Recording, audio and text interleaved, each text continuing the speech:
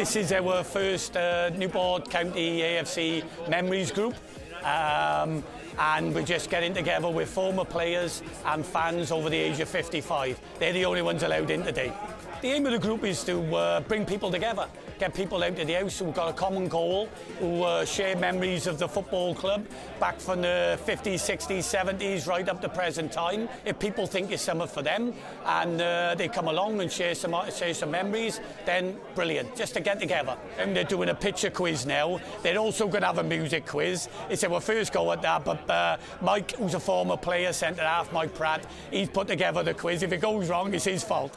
I just brought some programmes and some old newspapers. There's even some things like old lottery cards in there, calendars, just stuff which, you know, hopefully people will pick up and they'll you know, remember something or a player or a funny story. We're looking back now and we can probably remember what happened, you know, 40, 50 years ago rather than who we played 2 weeks ago, to be honest with you, which I don't know if was a good thing or a bad thing. But, you know, for like myself, you know, I mean, just to see some of the ex-players who were absolute heroes to my generation, just to be in the same room with these guys is special, to be honest with you. You don't have to suffer in silence because what we found is a lot of ex-pros become isolated.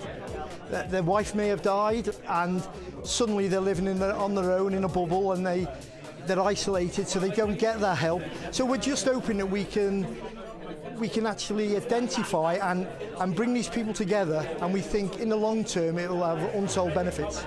If people do have problems with their memory, then that could be something that, again, that people speak about, because it is known as a little bit of a, how can I put it, nothing somebody shouldn't have people talk about that.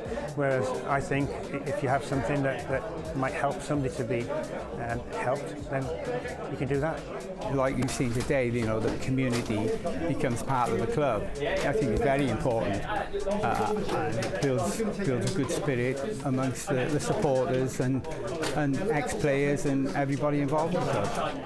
He did score that goal that kept County in the league and turned Jeff Stelling to jelly. That way, let me go up front. Flinny's like, no, you're not going up front. And Wayne Hartswell goes, go for it. Can I just say, Mark, I don't know you personally, but Newport County all my life. That goal you scored, I was there with my kids. When I got home, my wife Hilary had taken Sky. I think I watched it 10 times. Wonderful day, thank you. What did that mean to you to hear that?